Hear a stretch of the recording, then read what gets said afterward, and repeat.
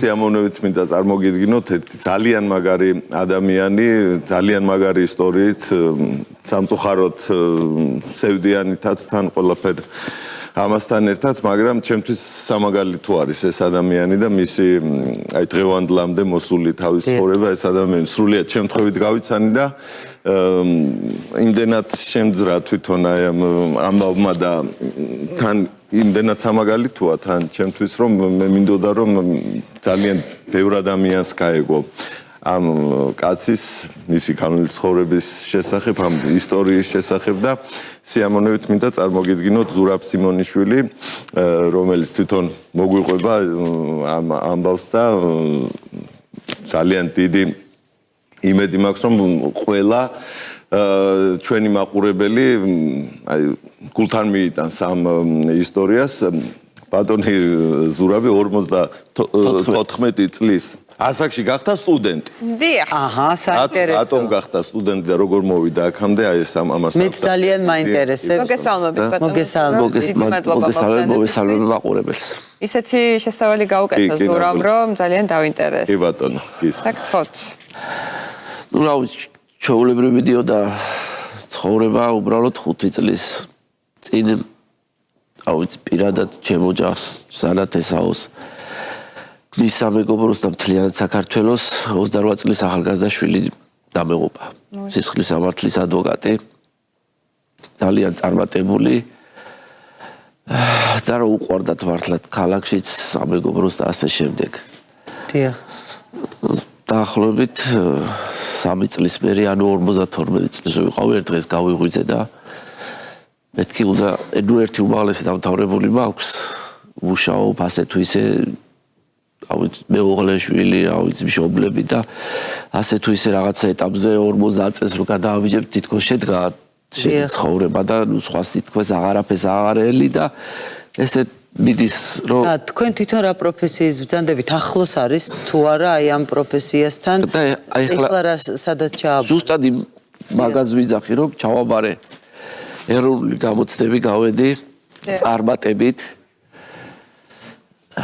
და ზუსტად პირველი უნივერსიტეტი მქონდა ის მოხაზული, სადაც ჩემი შვილი სწავლობდა და ზუსტად მოხდი იმ უნივერსიტეტში. ზუსტად იმ უნივერსიტეტში. ასე ვთქვათ, დაახლოებით ერთ თვეში არჩევნები ჩატარდა უნივერსიტეტშიც და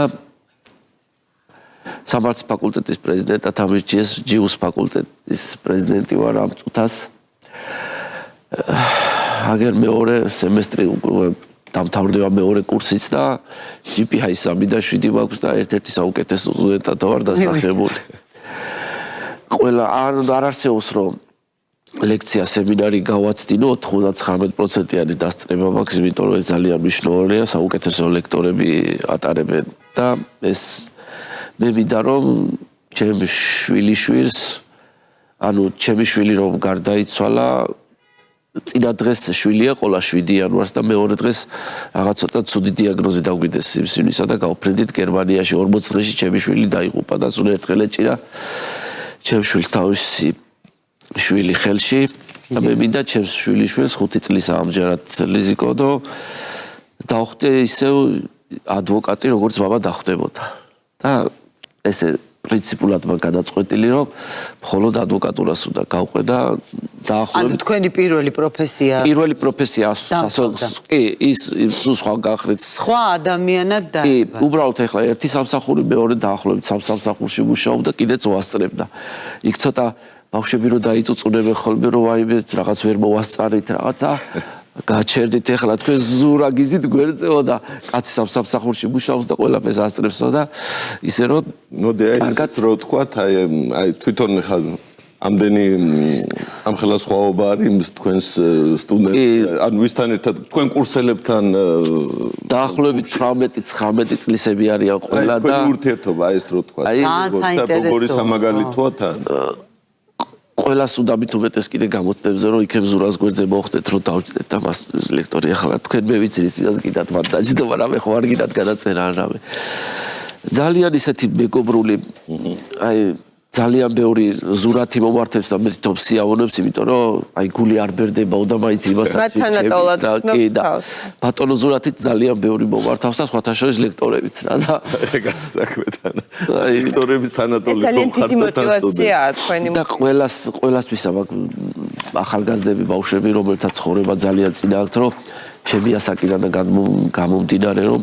არც ერთი დღე არ დაკარგო და არც ერთი საათი არ დაკარგო, ერთადერთი ძვირფასი ეგ არის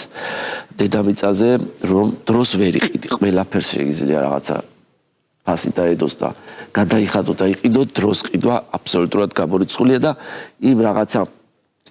სუღლუტობაში და რამეში არ დაკარგონ ეს ძვირფასი დრო რა, რომელიც ძალიან ძვირფასია. იშვიათია ხოლმე არა თინა, როდესაც მამამ გააგრძელოს შვილის საქმე, იმიტომ რომ თითქმის ასაკობრივ შეუძლებელია და არის ხოლმე ძირითადად აქ ამ შემთხვევაში არის ესეთი საოცარი მაგალითი, მე ვფიქრობ, მე ანალოგი არც გამიგია. რა თქმა უნდა, მე ვფიქრობ, რომ თქვენ ხართ ადამიანი, რომელსაც შეუძლია აი თქვენ ბევრი ადამიანი გადაარჩინოთ. ნამდვილად ბევრი ადამიანის გადარჩენა შეგიძლიათ და დარწმუნებული ვარ, აი ჩვენ ახალგაზრდები, ეხლა მე ამ შემთხვევაში ჩემზე ნაკლებად თითქმის აი სტუდენტები, თქვენი კურსელები რამდენს წუწუნებენ, რამდენს იქ რაღაც არასდროს იქ წავიდეთ, აქ წამოვიდეთ, ეს ქნათ, ის ქნათ და თქვენ შეიძლება რაღაც მომენტში და ბევრ მომენტში გააჩეროთ, შეაჩეროთ უთხრათ, ოღონდ როგორ ვიტყვით ახლა და თუ ყოფილა ესეთი კი, ყოფილა მოსულად გოგოებიც, ბიჭებიც რაღაც რჩევის საკითხად და მივიცია ისეთი რჩევა, აი ჩემი გადმოსახელი და ჩემი გავლით ცხოვრები და იმიტომ რომ ადამიანი რაღაც ეტაპს რო გადის, არა იმიტომ რომ თქვა ვინმეზე ჭკვიანი ხარ და რაღაცა, უბრალოდ რაღაც ცხოვრების ეტაპი და გამოცდილება გაძლევს მაგის საშუალებას, რომ სხვანაირად იფიქრო და უფრო კარგად წავიდეს მათი მდგომარეობა. იცით რა მინდა გითხრათ, მე აი როდესაც სტუდენტი, ჩავაბარე თეატრალურ უნივერსიტეტში და მე ეხლა აი ზუსტად რამოდენიმე წელია, 3 წლის უკან დავამთავრე მაგისტრატურა მეტყველების კუთხით და მინდა გითხრათ ერთი რამე, ისეთი საინტერესოა ამ ასაკში, როცა ზუსტად იცი რატო გინდა, რისთვის გინდა, აი როცა გაქვს მიზანი და არა ვთქვა და ისეთი საინტერესო იყო, რომ თან ქვია სტუდენტი და რაღაც ახალგაზრდულათაც გრძნობ თავს, მოტივირებულათაც. აი ეს მომენტიც არსებობს. კი, იმიტომ რომ ეხლა დავიწყე და ეროვნულებზე გაჩერდი პატარა ხარ. გადამეროთ ახლა მე დამატებინეთ თავს. ეროვნულებზე რომ მივდიოდი, ახლა პირველი გამოცდა იყო ეროვნულების ჩასაბარებელი და მოგეს მოგეხსენებათ ბავშვები, რა ვიცი, მშობლები, მეზობლები, დეიდები, ბებიები, ყველა მომზადებული საგულშემატკივროდო ბავშვებისა და მეც დავდეკი ცოტა წვიმდა როგორც დღეს. და ნენელა მიდიოდნენ და უკვე იმას რომ მივახლოდე სადაც დაცვად გადამერე მარტო უკვე ბავშვები უნდა შევიდნენ, მშობლები აქეთ დარჩენ, მეც მივედი და ერთ-ერთი დაცვის თანამშრომელი მეურება უკაცრავათო აქ მშობლები არ შეიძლებაო და ესე ჩუბად მივაწოდე პირადობა და ის დახედა და ვაიმე საღო. ერთი რამე მინდა კიდევ თქვა, როდესაც ასეთი ტრაგედია ხდება, აღნიშნო უბრალოდ რომ საერთოდ აი რა სისულელია ხა რომელი დედა თუ მამა ეს მძიმედ გადააქვს კი არა უკომენტაროთ მაგრამ ძირითადად ქალბატონები რაღაცა უფრო მხნეთ ბრძანდებიან ხოლმე და უფრო თითქოს უფრო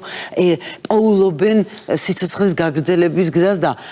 ბატონებს უჭირთ აი მამა რაღაცა